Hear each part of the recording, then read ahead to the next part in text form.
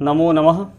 आज हम आप सभी के समक्ष एक बहुत ही महत्वपूर्ण विषय अधिमास विमर्श पर आप सभी के समक्ष शास्त्रीय ढंग से व्याख्या करेंगे और उसको समझेंगे।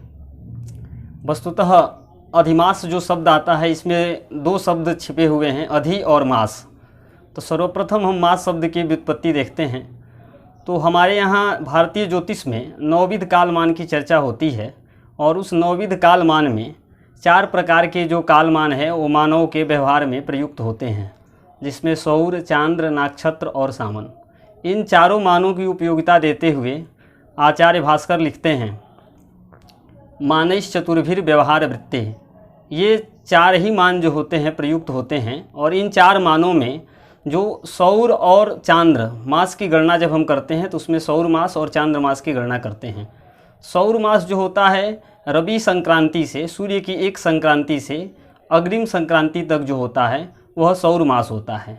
और चांद्र मास जो होता है वो अमांतात अमांतम तु यावत् स चांद्रः, एक अमांत से दूसरे अमांत तक, अर्थात एक अमावस्या तिथि का जब अंत होता है तो उसके बाद शुक्ल प्रतिपदा के आरंभ से लेकर के कृष्ण पक्ष की अमावस्या तिथि के अंत तक एक चांद्र मास होता है। अब भारतीय जब काल गणना की हम चर्चा करते हैं तो इस काल गणना में एक विशेष रूप से हम ध्यातव्य हमें ज्ञात होता है कि हम चारों मानों को मिश्रित रूप से व्यवहार करते हैं। हर एक कार्य में अलग अलग प्रकार से हम उपयोग करते हैं उनकी, और इस उपयोगिता के कारण ही सौर और चांद्र का जब हम मिश्रण करते हैं तो अधिमास की उत्पत्ति होती है। वेद के मंत्रों को हम देखें तो 12 मासास्तु वत्सरः एक सूक्ति हमें प्रतिपादित मिलती है, तो दूसरी सूक्ति वहीं कहती है अस्ति त्रयोदश मासः, अर्थात एक संवत्सर में 13 मास भी होते हैं।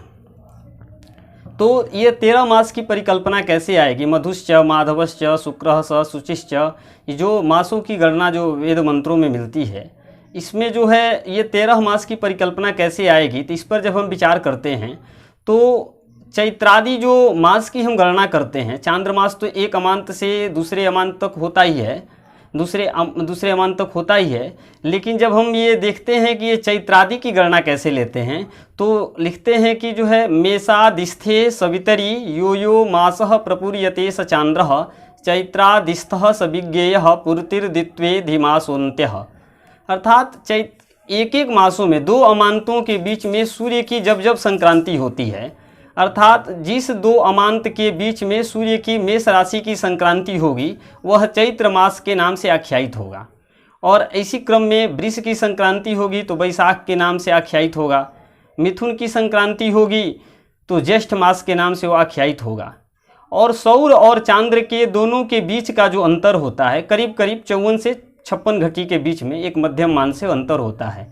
यह अंतर जो है 32 या 33 महीने में करीब करीब, और साकल्य मुनि का वचन माने तो लिखते हैं कि द्वात्रिंशद्भिर गतैर मासैर दिनई षोडशभिस्तथा घटिका नाम चतुष्केण पतत्यधिमासकः। वो लिखते हैं कि 32 महीने 16 दिन और 4 घटी बीतने पर एक जो इनका अंतर होता है सौर और चांद्र का, वह एक मास के तुल्य हो जाता है, और यही अधिमास के रूप में हमारे यहाँ शास्त्रों में परिगणित है। ये यवन इत्यादि जो होते हैं, मुसलमान वगैरह जो होते हैं, जो चांद्र मास से मान का लेते हैं, तो उनका जो भी पर्व उत्सव इत्यादि मनाए जाते हैं वह हर एक 3 वर्ष में 1 महीने पीछे की ओर आ जाता है।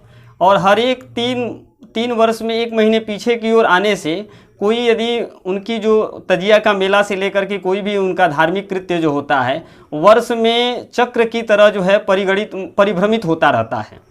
और हमारे यहाँ यह परिभ्रमित न हो, और सबसे मूलभूत इसका कारण यह है कि ऋतुएं जो है मास के आधारित हों। ऋतु जो है, ऋतु की जो गणना है कार्तिकादि वर्षाणी से जो हम ऋतु की भी जो गणना लेते हैं, और कृतिकादि द्वयम से जो मास की परिगणना है, ऋतु और मासों का आपस में संबंध जो है निरंतर बना रहे, इसके लिए हमारे यहाँ ज्योतिष शास्त्र में अधिमास की परिकल्पना की गई। यह अधिमास जो है 32 महीने 16 दिन 4 घटी पर पड़ता है। गणितीय दृष्टि से यदि हम देखें तो 32 महीने और 16 दिन इसके साथ 4 घटी जब व्यतीत होगा तो द्वितीया तिथि का आरंभ हो जाएगा। 33वें महीने में द्वितीया तिथि का आरंभ हो जाएगा। तो गणितीय दृष्टि से द्वितीया तिथि से तो अधिमास का आरंभ नहीं होगा। वस्तुतः होता क्या है कि यह एक मध्यम मान से ऋषियों ने हमारे यहाँ व्यवस्था प्रदान की है, जब बनाने जाते हैं, अधिमास की परिगणना पंचांगों में लिखने जाते हैं, तो 29 महीने से लेकर के 37 महीनों के बीच में किसी भी महीने में अधिमास जो है पतित होता है। और यह अधिमास जो है का लोक में जो है, ऐसे देखा जाए, ज्योतिष शास्त्रीय दृष्टि से देखा जाए, मुहूर्त की परंपरा की दृष्टि से देखा जाए तो अशुभ कारक होता है। इसमें वापी, आराम, तड़ाक, विवाह, व्रतबंध, षोडश संस्कार, षोडश महादान इत्यादि जो भी कर्म हैं, ये सभी के सभी वर्जित हैं। मुहूर्त चिंतामणि ग्रंथ के रचनाकार रामदैवज्ञ लिखते हैं, वृद्धस्त्वास्तु शिशुत्व इज्यसितयोर न्यूनाधिमासे तथा। तो इस प्रकार से ये अधिमास और न्यून 6 मास अधिमास, शुक्र के, गुरु के, अस्त के बारे में जब यहाँ चर्चा करते हुए संक्षिप्त सार अर्थों में उल्लेख करके आगे बढ़ते हैं मुहूर्त की परंपरा में, तो हमारे मन में अब स्वतः जिज्ञासा होती है कि अधिमास जो है किस तरह से होता है, इसका गणितीय रूपरेखा कैसे होगा, एकाएक कोई मास अपना मान जो है एकाएक कैसे बढ़ जाएगा। इस पर जब हम विचार करते हैं तो देखते क्या है कि कहे कि जो है असंक्रांति मासोधिमासः स्फुटः स्यात्। जो परिभाषा हमने आरंभ में आप लोगों को बताया कि 2 अमांत के बीच में सूर्य की जब संक्रांति होती है वही चैत्रादि मासों से आख्यायित होता है। तो जिस 2 अमांत में कभी कभी काल की गणना में चलते चलते एक दिन का अंतर होते होते 29 से लेकर के 37 महीनों के बीच में किसी मास में ऐसी स्थिति आती है कि 2 अमांत के बीच में सूर्य की संक्रांति नहीं होती है, और सूर्य की संक्रांति न होने के कारण अधिमास इसे कहते हैं। एक अगर मतलब लौकिक भाषा में कहें तो सूर्य जो है, सूर्य और चंद्रमा अग्नि सोमात्मकम जगत जो कहा गया है, इसी से सृष्टि की उत्पत्ति होती है।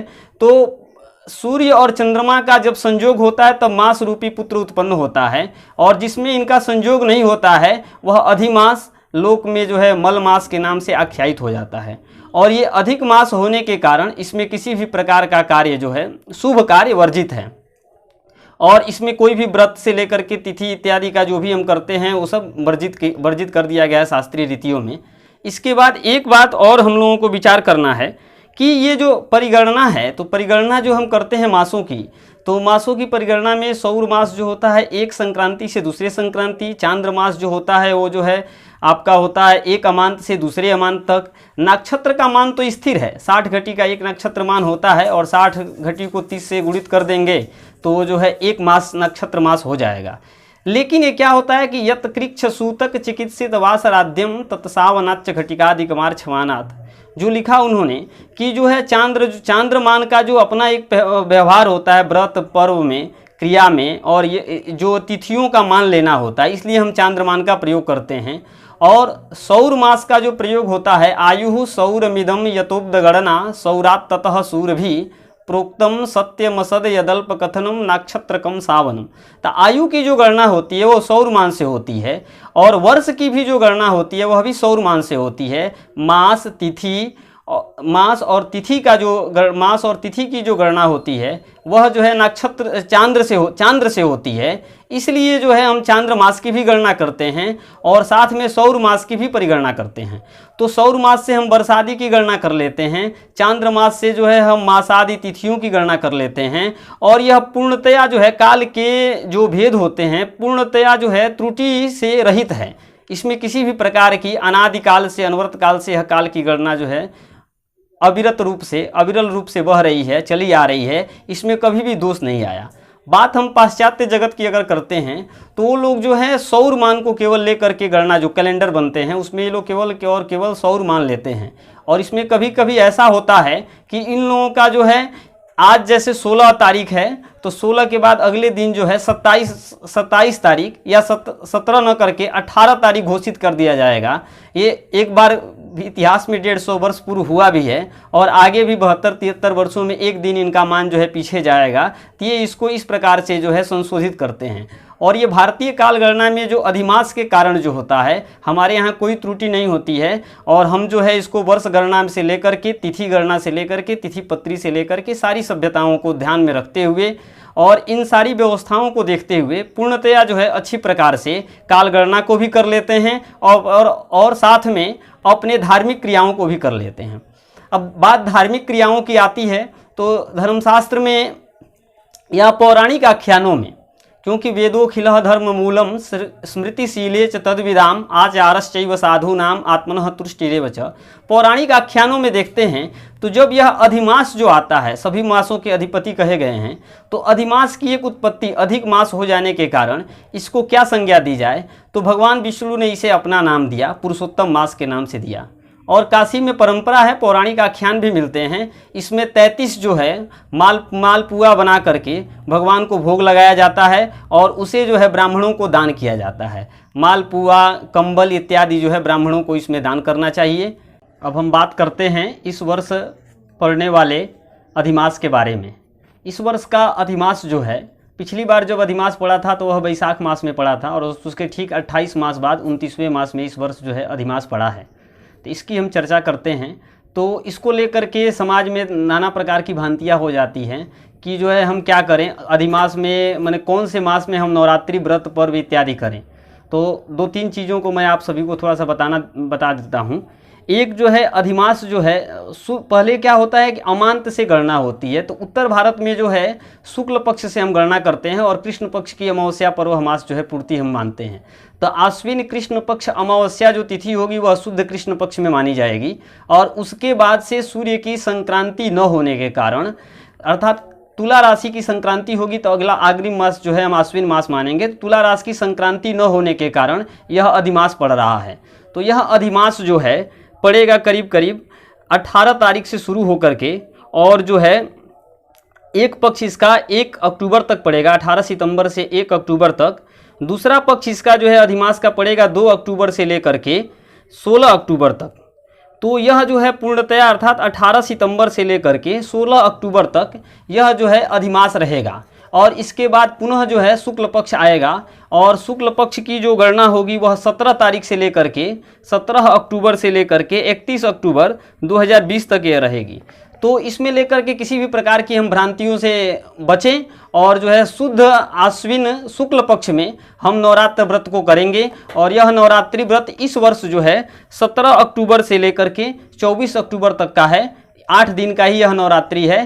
तो धर्मशास्त्रीय रीति से भी हम इसी अशुद्ध शुक्ल पक्ष के आश्विन शुद्ध शुक्ल पक्ष में हम इस नवरात्र व्रत को करेंगे और सारे धार्मिक क्रियाएं हम अपनी परंपराओं के अनुसार देवी देवताओं का आवाहन, पूजन, जप, दान इत्यादि करेंगे। जय तु भारतम, जय तु ज्योतिषम।